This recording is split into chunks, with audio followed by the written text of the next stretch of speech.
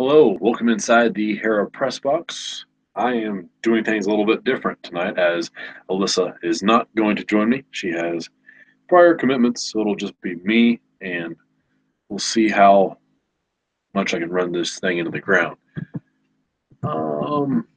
Couple of topics, one or two that I'll talk about here so Alyssa isn't on, but if she does pay attention to this episode later, or if she tells me to tell her what I talked about, I'm sure she'll have some comments, opinions on a few of the subjects.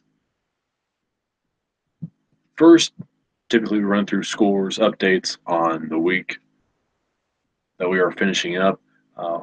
Something going on right now currently is the Western and Southern Open taking place in Cincinnati. Those matches have been suspended for the night. Um, there are some players through to the Elite Eight. I'll run through those names here now. Still alive are Pliskova, the Italian Giorgi. Those two had their match suspended. Caroline Wozniacki is on to the final eight. Muguruza, who defeated Madison Keys. That match is showing on ESPN2 currently. Kuznetsova, Svitolina, American Stevens, and Konta. All those players are available. Konta defeated Sivakova today, and Halep took care of Sevastova to advance to the final eight of the Western and Southern Open. Another bit of tennis news, and here's the first bit of information that I'm sure Alyssa would have a comment on. Maria Sharapova received a wild card for the U.S. Open. So no comment from me, but like I said, Alyssa, I'm sure will have something to say when we are back on together Sunday night. Actually, I guess I will not be available Sunday night either, and I'll get into that a little bit later about what my schedule is Sunday, as it is women's college soccer season kicking off here in the next, well, just 15, 17, 16 hours. Tomorrow's the opening day, and that comes into play this weekend for me. Tomorrow, I will start my season by attending the Indiana State game. The Sycamores will be playing under the lights at Memorial Stadium in Terre Haute for the first time in program history. They take on the Flames of Illinois Chicago. I'll be trying to go to Indiana State games 30 minutes away in Terre Haute. They finished fourth last season, picked up a win in the MVC tournament. Dude did lose arguably their two or three best players. They do have Katie Wells returning, who was picked for the preseason All NBC team, but the team was selected to finish eighth out of eight in the MVC. So currently, preseason odds are stacked against Sycamores. We'll see how they fare tomorrow against a UIC team who is returning 10 starters from a season ago. They finished fairly high in their conference. We'll see how they fare this season.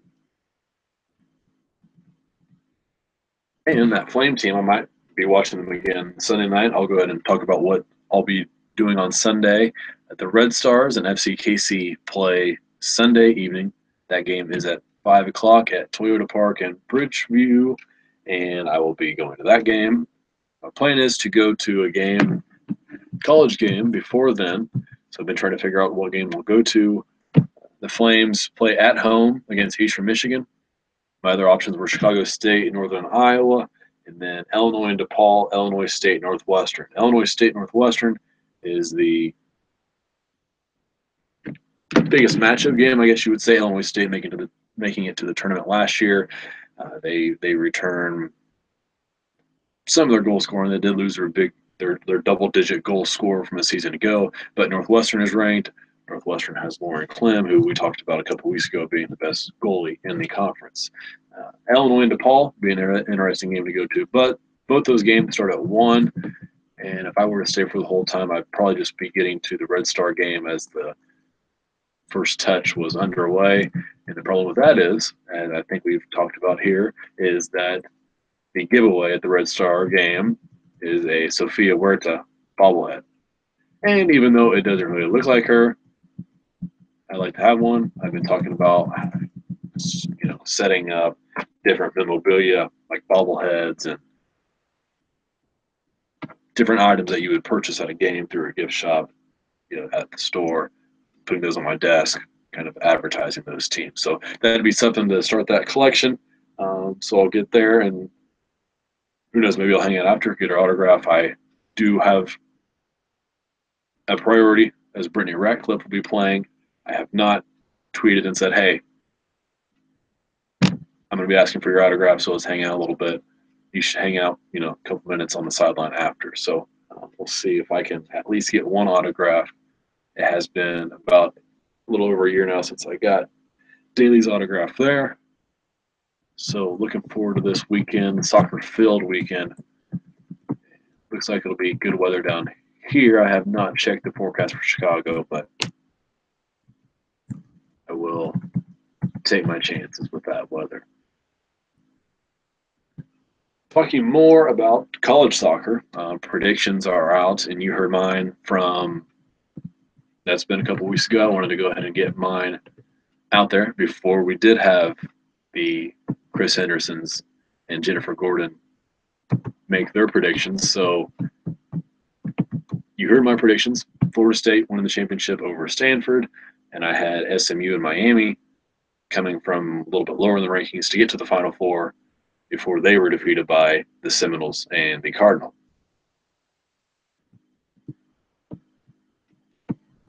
Now, as I said, Miami and SMU coming up from the bottom of the rankings. My 3 and 4 were Duke and Penn State. So those names ring a bell in Chris Henderson's rankings, as well as Jennifer Gordon. College Cup predictions from Henderson. He has Florida State, Stanford, Duke, and Penn State. Nope, sorry, those are mine. Chris Henderson has Penn State, Florida State, Stanford, and North Carolina. So the Tar Heels are where he differs from me. And then Jennifer has Penn State, Duke, Stanford, UCLA, and Florida State as the 5 teams to watch. So pick your 4 out of there. And we're all sort of on the same page, talking about the same teams. And I threw in SMU and Miami in there. Those are clearly both underdogs and Cinderella stories, as you could say, if they were to make it to the College Cup. Excel Sports, they also talked about teams to watch, players to watch. They mentioned Florida State as the team outside of the top 5, preseason top 5 to keep an eye on. Their players to watch, Michaela Abam. Speaking of Abam, I am wearing my not brand new, week-old West Virginia women's soccer shirt that I was able to find. Even though they don't have a men's team, I wanted to make sure it said women's on there for obvious reasons. Other players to watch, Andy Sullivan, no-brainer there from Stanford. Rachel Corbos from Georgetown, her sister now in the NWSL. We'll see how Rachel can do without her sister there on the Hoya squad. Savannah McCaskill out of South Carolina, the Gamecock, who had a tremendous season last year and very easily could find her way to the top of the draft boards, depending on what team is there to take number 1, whether they're looking at a midfielder or a forward. Jesse Fleming from UCLA is the 5th player listed from Excel Sports as a player to watch. Before jumping back into soccer, I do want to keep on with the Excel Sports trend, and also before talk a little bit about what I am volunteering the Hair Press Box to do for helping out a cause. I'll get to that here in a minute, but I did want to finish off kind of the Excel Sports segment. They posted a stat just a few days ago. The stat was 5% of network TV coverage in 1989 was devoted to women's sports. In 2014, that number was down to 3.2%. 2014, 3.2% of network TV coverage was devoted to women's sports. So a drop there. I guess I haven't thought about it much yet, but a lot more channels, a lot more shows. the different sports now, I guess, right? And again, this kind of leads into a discussion that could lead us down a dark path to talking about video games and the esports. And you know, there are a handful of channels that are now showing that. Um, even sports like even hobbies like poker and those different types of activities that are getting airplay now as considered to be sports. I'm sure that drives that number down, as well as the different channels that I said. Seems to be a lot more a variety of network TV shows and channels. So, like I said, if all this stuff here, if Alyssa has any comments, I'm sure she'll let me know about it, and we can further discuss these topics. But getting to Tyler Leslie of the Portland Thorns, she was suspended for 3 games and fined an undisclosed amount by the NWSL for her foul on Danny Colaprico of the Red Stars. Leslie, let's see, they were in a tussle. I'm trying to think of Leslie came up from behind her, but I think they were kind of just Leslie was flagging Colaprico when Colaprico received the pass, and Leslie from behind grabbed Danny's ponytail and yeah, yanked it pretty good. Brought Colaprico to the ground, earned herself a yellow card, and now has earned herself a 3-game suspension and a fine from the league. A bit of a delayed response. There was some,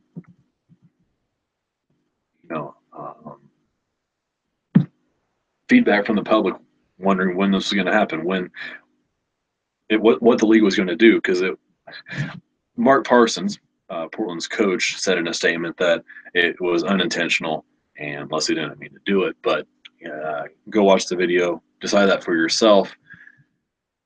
It's kind of it's kind of tough for me to be convinced of that. I'm a fan of Leslie, a fan of the way she plays. I did not know she was that type of player. She's physical, that's for sure, but takes it to another level. And I think that 3-game suspension was warranted. The fine, I'm sure, is warranted. Let's stop that now. The rookie before it escalates to anything worse.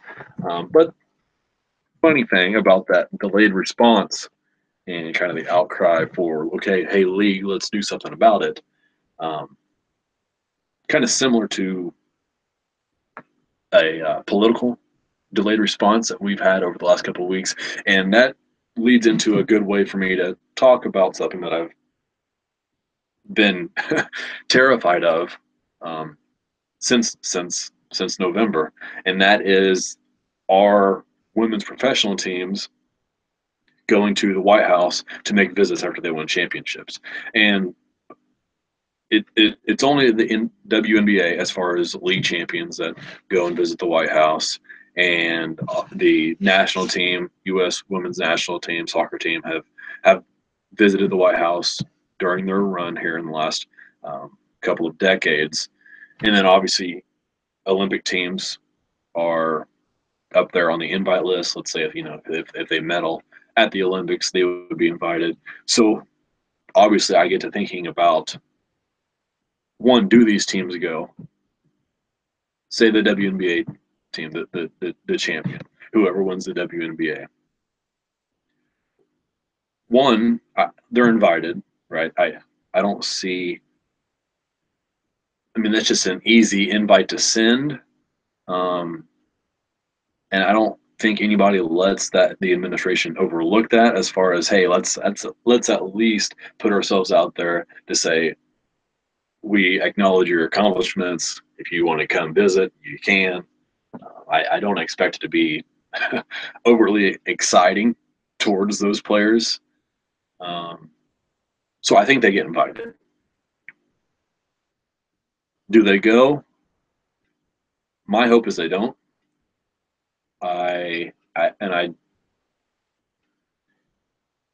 It's also going to be sort of like, I think the Cubs went and visited this administration in the White House, and only a few of the players went. I think we could see something like that with the WNBA, where only one or two players would go visit, and I think that would even be head scratching. I want to say that at first I kind of wanted to say, well, that would be really cool that if only one or two. No, that would be still head scratching that one or two would even be okay with associating with the administration that has shown so much disrespect to their entire gender. Um, let's let's set ourselves as a role model for the younger generations that yeah, the invite's great, and yeah, we can make a statement and say thanks for recognizing our accomplishments, but at the same time, this isn't the model that we want to set or word it in a politically correct way, right? As far as turning that invitation down, I think that's what happens. I hope that's what happens, and we'll see how that unfolds when the WNBA playoffs roll around and finish up. Uh, Also, if the administration is still in existence at that time. But anyway, I didn't want to talk a lot about politics, and I'm just kind of rolling through things. So might as well keep moving on. Let's see. So there's a team in the NWSL that I said I was going to talk about. I said that their season was over. They made a run. Alyssa didn't think their season was over. I could tell she didn't. She never did. Now they won yesterday. Correct. I think it was last night. The game before that, they did lose. In my mind, that season is still over. And I can look at the standings here real quick as I'm talking, but I do think their season is over still. Same for the Pride. I don't think they make it, but I want to talk about some of the players that are on that team that I don't want to talk about. So I won't mention their name, but I will mention that they are in seventh with 23 points, and they are 4 points behind fourth place. So yeah, I'll stick to what I said. But anyway, so those players that on that team. First of all, uh, have to give recognition to Sarah Hagen. She played tremendous again in her appearance yesterday. She was interviewed after the game and talked about her confidence skyrocketing before the game, seeing that she was in the starting lineup, realizing the opportunity that she was being given to start on the team, and you want to talk about taking full advantage of it. She scored the first goal for the Dash, and needless to say, Alyssa was fairly excited for Sarah Hagen to play, let alone score. So that, it was a great moment for the Hera press box. As I'll take a little bit, it's a we, right, Alyssa? It's a we, as we have been very supportive of Sarah Hagen, and Alyssa has been on the air plenty of times saying that she needs more minutes, that only good things happen when she plays. And as we see last night, the Dash get a win with Sarah Hagen in the starting lineup. So there's the Hagen plug. Before her goal, if you haven't seen the video, I I say go watch it, because after the game, my tweet to Rachel was, she wasn't such a aggressive player. She wouldn't get hurt as much. ...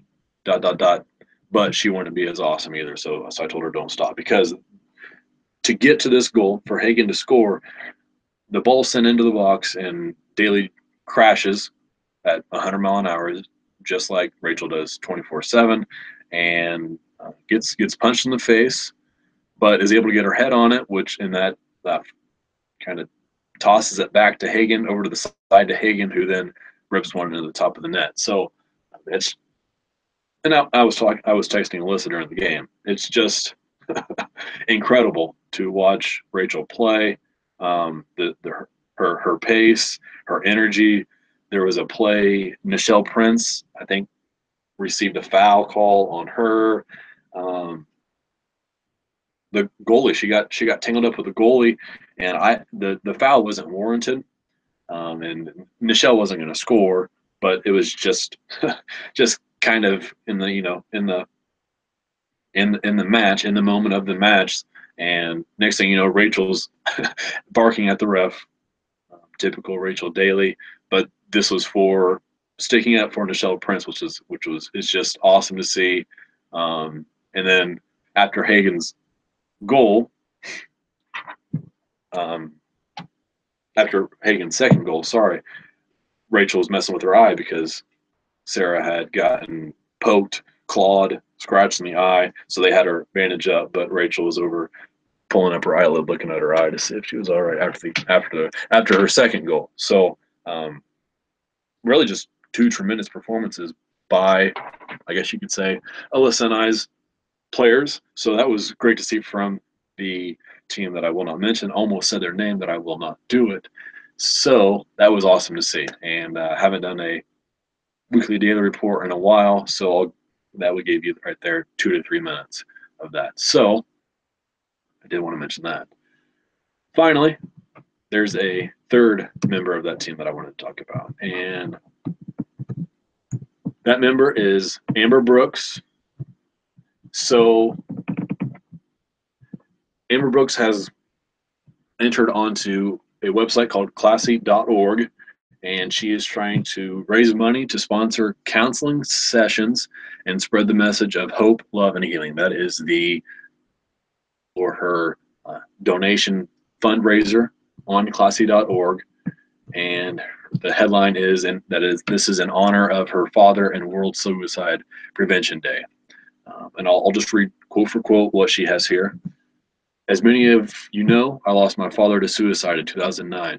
Although I cannot go back in time to ask him to stay and seek help, I can pay it forward by sharing TWLOHA's message and encouraging others to contribute to their 2017 World Suicide Prevention Day campaign. I personally am pledging $10 per win, shutout, assist, and goal for our next 5 dash games through August 27th. Please make a commitment to match my pledge, or feel free to donate as you'd like. So that's from Amber Brooks with the hashtag of #TFON. And she is currently at $2,332 on that classy.org. And on behalf of the Hera Press Box, I would like to make a pitch for us to be able to help out with this cause, and I want to trace it back to Twitter, and I want to be able to tweet something, and maybe Amber, if Amber Brooks could retweet it, we could get some interest stirred. And I want to say that the Hera Press Box will donate $1 for every new follower on Twitter from now to August 26th, up to $300. So if we get $300 in the next week, I'll slap $300 onto Amber Brooks's classy.org fundraiser and help her raise money and help that organization. August 27th, because she said August 20, or I said August 26th is when will be the deadline for us to donate that money. Because it's a day earlier than August 27th, I want to make sure that we can get those funds into the right place. So, as I said, yeah, $1 for every new Twitter follower that we have now. And I don't know if I want to say how many we have, because that's sort of embarrassing, but I will, just so it's documented here, vocally documenting where we're coming from. We have 15 followers. So let's say we end up with 315 on August 26th here in the next 9 days. Then I will put $300 into that fundraiser. So, like I said, I'll tweet that out on our Twitter. I'll add Amber Brooks, and we can help out. Hera Press Box can help out as much as we can. That's coming from from personal account, so it's gonna be great to help out with that kind of a cause. So I'm already looking forward to it. Looking forward to spending some money on other stuff besides the crap I spend my money on originally, right? On shirts. I have way too many shirts, so I don't need to spend it on something else. Other people, let's do it for other people. All for it.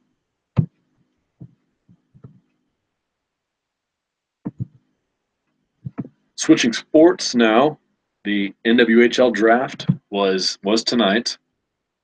Katie Burt, the goalie from Boston College, was selected #1 overall. She's going to the Boston Pride. And a couple of text exchanges with our NWHL source, our go-to guy, Marcus Beckela.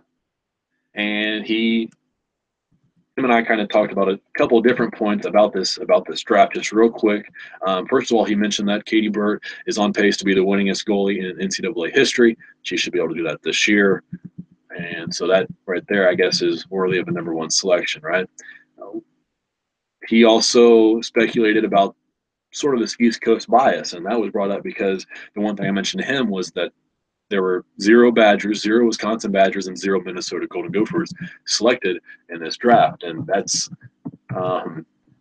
if you follow women's hockey, it's shocking that no players from those 2 prestigious powerhouse programs were selected in the 20 picks. Five rounds, 4 teams, so 4 picks in each round, 20 picks. No Badgers, no Gophers, and Marcus talks about, he mentioned maybe an East Coast bias. So these teams, the Connecticut Whale, the Boston Pride, the New York Riveters, and the one more, Buffalo Buttes. Sorry, Buffalo. So these teams are all New England, all northeastern United States, and so maybe there's this East Coast bias that comes into play as far as scouting. Marcus mentioned scouting. Are teams putting in the extra few dollars to travel to the Midwest or even to the West to go scout these players? Because you look down the NHL, NWHL draft, and I'll read the colleges real quick. Boston College, St. Lawrence, Quinnipiac, Boston College, Brown, Clarkson, Boston, Yale, Robert Morris, Northeastern, Harvard, Northeastern, Colgate, Boston College, Northeastern, Boston, New Hampshire, Boston, and New Hampshire. Every pick Northeast United States. So this bias could come in maybe from the scouting. Obviously people know that a majority of the top athletes from high school are going to come to Wisconsin or Minnesota here in the Midwest, but maybe they haven't developed as much as they thought. Maybe they're not the superstars in college hockey that these scouts for the NWHL teams would say, okay, yep, she's done just what we figured she would. She's however many, 25 goal scoring player that it's obvious she's a top 5 pick. Instead, they're just here at Wisconsin and Minnesota being solid players, doing their job, just not flashy enough. And maybe they are good enough, but that dollar amount isn't being spent to come out here, because instead teams could pay a little less, stay on the East Coast, recruit those girls, and find players that they think they can develop within their system. So that's something that was mentioned between Marcus and I. Another thing that we talked about was those are the players that are probably most likely to stay, most likely to play. So let's say you draft a girl from the West Coast, and you're saying, okay, well, you just got drafted by Boston, pack up and move. It's time to come here and play for a salary that's not that great, that nobody's bragging about, in a league that's still sort of taking off. It's personally, I'm proud of the league. I think it's off to a good start. They're expanding the rosters, adding more players to the team, which is a great sign that they have this interest and now this talent coming through, to where you're not only limited to 15, 16 players that are going to be competitive every second of every match. Now it's 18, 19 girls that are tough enough to be on an NWHL professional roster. So, but anyway, the convincing part, it's a lot easier to convince these girls, I'm sure, that already live in the Northeast, to move half hour, an hour away from home and play professionally. So that's something else we mentioned.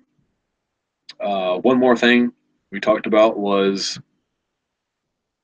a team has better odds if they're drafting locally, right? People are used to it. It's the Boston Pride. They've got here Yale, Harvard, Colgate, Northeastern, New Hampshire, Boston College. Okay, Boston College, two Boston College Eagles going to the Boston Pride. Then that kind of writes itself, right? The Boston College fans recognize the name. They see they're going professionally, even though they might already go to Pride games, or maybe they just have thought about going. Oh, one out. Okay, Katie Bird, yeah, Kinsey Kent.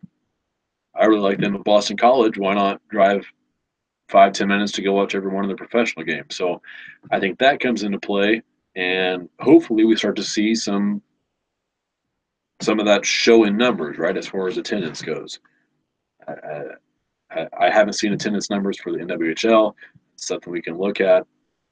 And now, as fans are getting used to the system, getting used to the collegiate sport, and then following players, and then going to the professional games, buying a jersey, seeing the players, saying, "Oh, okay, I remember her playing here at Boston U or at Clarkson," which there was a picture of the Clarkson player that got drafted, and that was a pretty touchy subject, and I had to scroll past that picture pretty fast from that flag. It's up right there.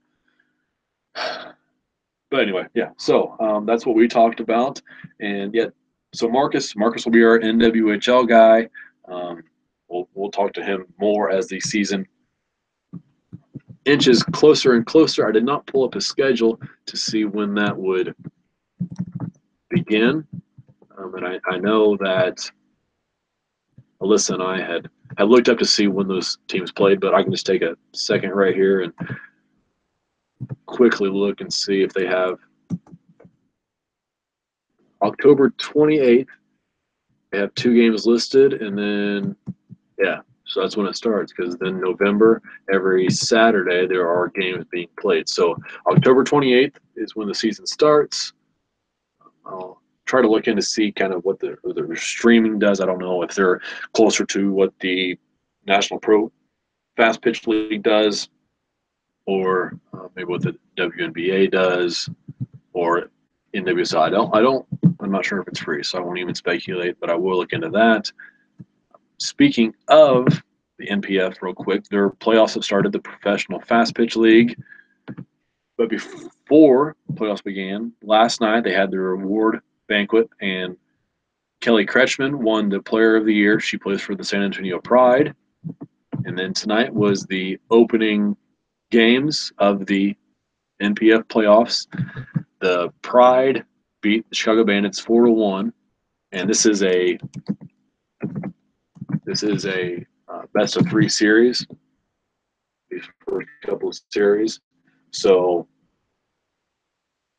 1-0 over the Bandits, and I will look here, and the Scrapyard Dogs look like they won over Akron tonight. So Scrapyard and San Antonio are up 1-0 in their best of 3 series, and they play again tomorrow. Those games will flip, I believe. So Scrapyard and Akron will play first, and then San Antonio and Chicago will follow them.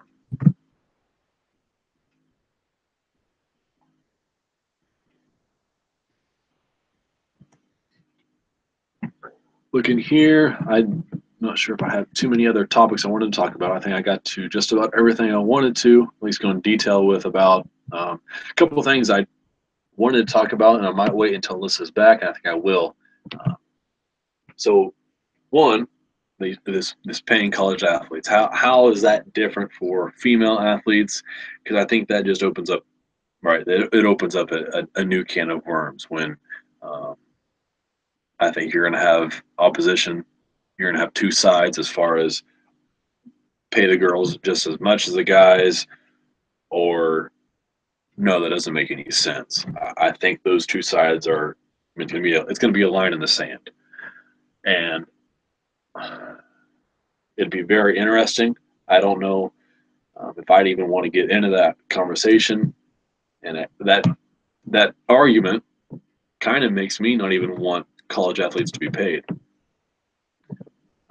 just because of that. I think that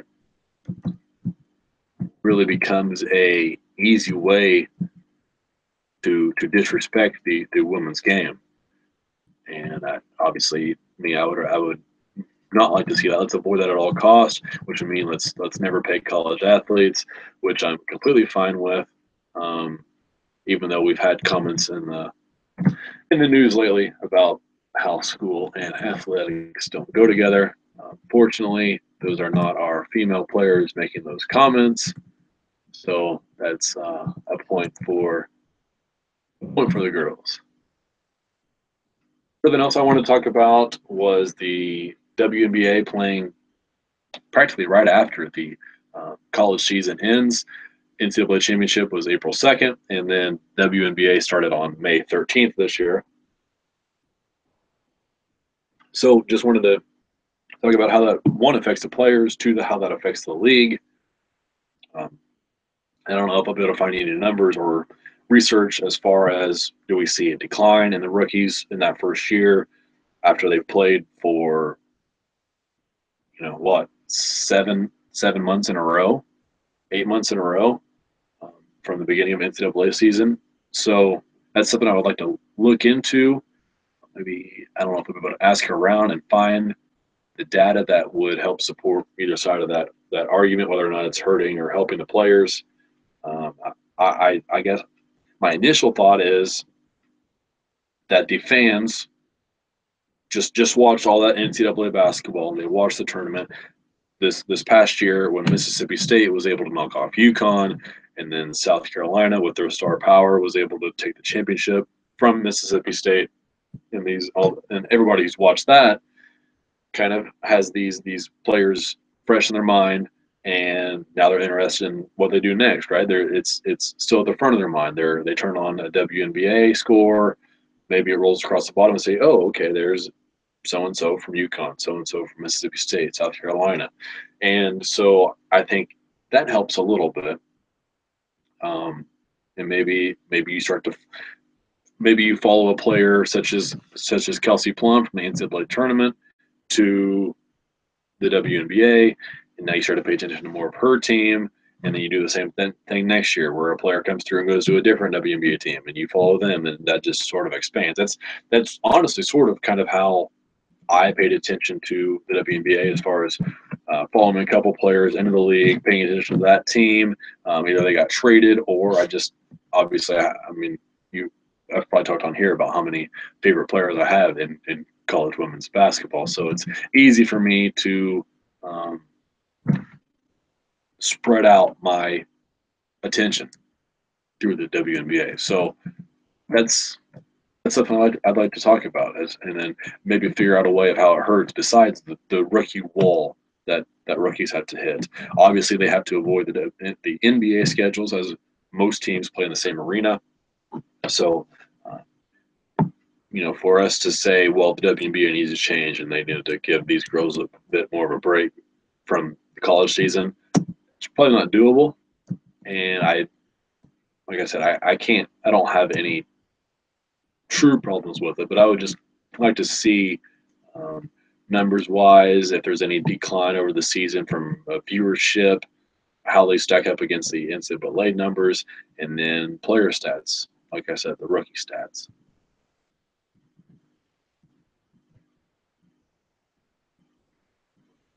I'm just scrolling through notes here of what I have. I'm at 39 minutes now, around there, so I'll finish up real quick. Just wanted to say the teams that I had want to pay attention to: college soccer, West Virginia, Indiana State. I'm going to tomorrow. Obviously, the Badgers of Wisconsin, North Florida. I got a glimpse of one of their games last year. A couple of the players, I really liked how they played, so I'll pay attention to North Florida this year, as well as three other Florida schools, USF and UCF, as well as the Hurricanes, who I've picked to go to the Final Four. Ronnie Johnson, obviously, has a chance to probably become my favorite college player currently. So we'll see if she can live up to the hype that I am, I think, warrantly giving her. So I think she has a shot to do that. And then SMU, who I picked to go to the Final Four, and then the North Dakota State Bison, who have a former member of the Wisconsin Badger team Mallie O'Brien, and I'm really looking forward to what she does for the Bison this year up in Fargo. So um, I will be paying attention to the Bison. I can't remember if they come down to Terre Haute to play or not this year, because that would be great if I could go over there and catch them. But my luck, probably not. Either way, I'll be watching them on ESPN3, as Alyssa will too, because she talked about watching as many games as she could. So it'll be a pretty fun season if I have Alyssa to talk college soccer with. If you want to, so NCAA women's soccer site, they still have the score up from the national championship game when USC beat West Virginia. So they haven't updated. I don't know when they will. I think it took them a couple weeks last year, so I'm not terribly surprised. But I did spend an extra minute trying to figure out where to go to find a composite schedule, and should have known Top Drawer Soccer would be coming through for me. So if you go to Top Drawer Soccer and the college women's tab, and then obviously there you have schedules. I'm not sure. I haven't went to that link, but yeah, okay. You click on schedules, and you click on week 1 there at the top of the page, and that's would be the composite schedule for this weekend. So if you're interested in what games are going on at what times, typically the times are right. There's a dozen times that say midnight because they haven't been corrected. So that's something to pay attention to if you do get on there and look. But they have the teams ranked in order, the top 30 that they rank are listed at the top, and then it goes alphabetically. Other teams that are playing list home and away. So that's sort of how I'm going to figure out who's playing, maybe who I can catch. This is how I figured out that I'll try to get up to the Illinois-Chicago game and watch the Flames play. I saw that Chicago was at home, as well as the other teams. So if you want to follow that composite schedule on Top Drawer Soccer, I would recommend it. I'm sure they will update the scores pretty regularly on a nightly basis, so it's a good place to go get your information on what teams are stringing together a few wins or losses. Hopefully not Wisconsin. Okay, but anyway, I think that's it for me. That's it from Alyssa. Very quiet tonight, Alyssa. Again, I'll just reemphasize what I'm doing here with the Amber Brooks fundraiser. She is on Classy.org, raising money for the World Suicide Prevention Day of 2017. That is August 27th. And from now until August 26th, for every follower on Twitter that the Hera Press Box gets, up to 300 followers, so I will donate $1 for every follower, up to $300. So hopefully this gets out there. I'll tweet at Amber. I'm sure like to hope she thinks that she'll see that, retweet it, and we can get some more interest to the page. And in turn, it's out of my pocket where I can help Amber raise a little bit of money. So definitely looking forward to this, like I said, and looking forward to having Alyssa back on probably not Sunday night because I'll be coming back from Chicago, but maybe we can do a late broadcast Sunday. So her and I'll talk about that. If nothing else, I think Thursday will work for me. I don't have my calendar pulled up, but yeah, I think next Thursday will work for sure. So we'll just see about Sunday. But we're at 44 minutes now. Gone probably just as long as Alyssa thought I would, probably a little longer. So I should just stop now, right? Okay, well, that is it. Thank you for stopping by the Hera Press Box and hanging out with me for the night. And we'll be back with Alyssa in a week. Thanks.